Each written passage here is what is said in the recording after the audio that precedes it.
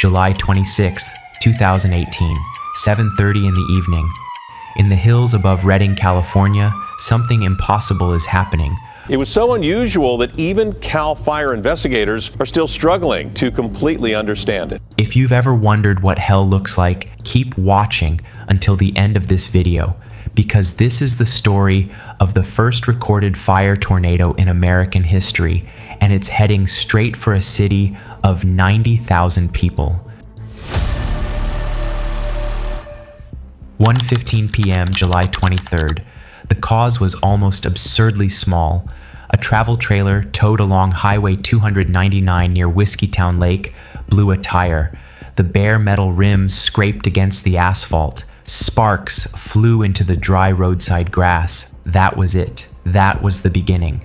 By 2:30 p.m. that same afternoon, fire crews from the National Park Service and California's State Fire Agency, Carr Fire, were on scene, working under a joint command. The fire was manageable, contained even in the way wildfires are supposed to be, with lines cut into the brush, with air tankers dropping retardant, with the quiet confidence of professionals who had done this 100 times before.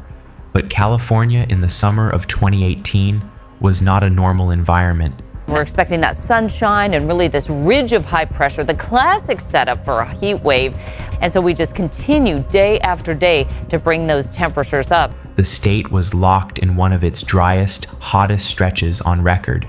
Vegetation across Shasta County held less moisture than kiln-dried lumber. The fire had fuel, it had heat, and soon it would have something else entirely. Morning, July 24th, less than 24 hours after ignition. Fire behavior analysts noted something troubling in their reports: significant, unexpected growth. The fire was no longer behaving like a normal wildfire consuming brush at a walking pace. It was accelerating. 7 a.m., July 26th.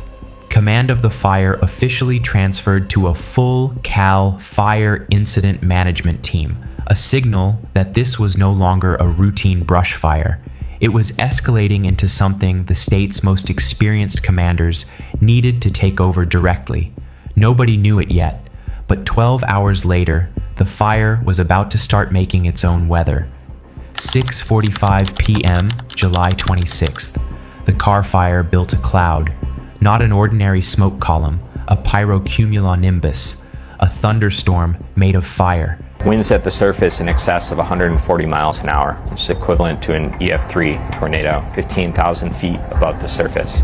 It's superheated gases and flaming gases getting lifted into this violently rotating column of air. The sun is almost entirely blotted out by the smoke. It's, this hellscape of midnight at noon and raining fire. Down on the ground, fire crews watched something no training manual had prepared them for. 7:15 p.m. A helicopter coordinator flying overhead caught it on camera. A churning black tower, wider than a football field, chewing its way toward the Sacramento River, the one natural barrier everyone assumed would stop the fire from reaching the city. It didn't stop. It jumped the river.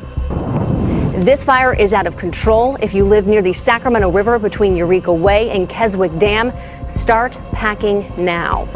7:30 p.m. The vortex hit its maximum strength. Temperatures inside the debris cloud, an estimated 2,700 degrees Fahrenheit. For reference, that is roughly the melting point of steel. The fire tornado was now bearing down on Redding, a city of nearly 100,000 people. What happened next looked like literal hell on earth. Oh my God! Oh my God! Extreme temperatures and gale force winds shifted constantly as a fire tornado ripped through street after street. Tens of thousands of residents were forced into emergency evacuations. Homes were exploding, cars were exploding, and I have a wife and kids, and I said, I better FaceTime my wife just in case.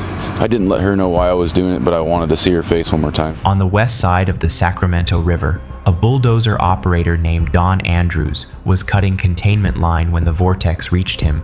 In an instant, The windows of his dozer shattered inside a machine that suddenly felt like the inside of a furnace.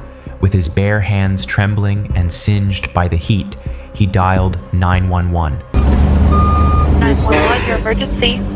I'm in a dozer on Buenaventura up by Lake Avenue. All the windows got blown out. I got my curtains down. I don't know if you guys behind me are alive. I can't last too long here. Okay, if you can get out safely, get out, okay? I can't. You know, I have to have a ride out of here. It's all on fire around us. Can I give you my wife's phone number? Tell her I love her. As if by a miracle, Don Andrews lived through that night, but not everyone did. 7:40 p.m. Inside a small house near the Keswick Estates neighborhood, 70-year-old Melody Bledsoe was home with her two great-grandchildren, 5-year-old James and 4-year-old Emily. Her husband, Ed, had gone out for supplies that afternoon. Then Melody looked out the window and saw the impossible. The sky itself was on fire, and it was getting closer by the second.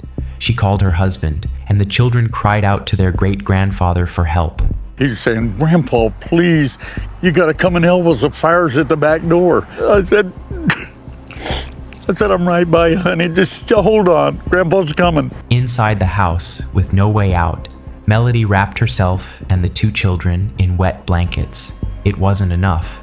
It took less than 15 minutes from that first phone call for Ed Bledsoe to lose his wife and both great-grandchildren. 7:45 p.m., less than 2 miles away on Buenaventura Boulevard, the single road serving as the only escape route for two entire neighborhoods, Redding Fire Department. Inspector Jeremy Stoke was doing exactly what firefighters train their whole careers to do. He was driving toward the danger, not away from it, trying to get the last residents out before the vortex arrived. He never made it out. The tornado engulfed his truck on Benson Drive. He didn't survive.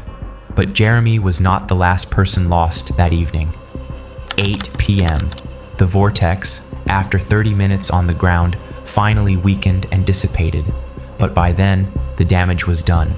By the time the sun rose, the death toll from the Carr Fire eventually reaching 8, 3 firefighters, 5 civilians. More than 1,600 structures were gone. Entire streets in Redding had simply ceased to exist. This is my house since I was born. What's it like to see it now? Rough. 7 a.m., July 27th. Command structure shifted again as Carr Fire's incident team entered unified command with the City of Redding Fire Department, an acknowledgement that this was no longer a wildland fire. It was now officially an urban disaster. 7 a.m., July 31st. As flames pushed onto federal land, the U.S. Forest Service joined unified command as well. The fire would keep burning until August 30th, 38 days after that flat tire first sparked the grass along Highway 299, eventually consuming 229,000 acres and causing over $1.6 billion in damage, becoming the 7th largest wildfire in California's recorded history. But the 30 minutes when the tornado touched down, 7:30 to 8 p.m. on July 26th, would remain the single most terrifying chapter of the entire disaster. In the days after, the human work of recovery took far longer than any scientific study. Families rebuilt homes street by street, the city updated its building codes, and at Fire Station 8, the Redding Fire Department broke ground on a permanent memorial, a place to honor Jeremy Stoke and every firefighter from that department who has ever paid the ultimate price in the line of duty. Because here's the thing meteorologists want you to understand. This wasn't a freak 1 in a billion accident that could never happen again. It was a preview.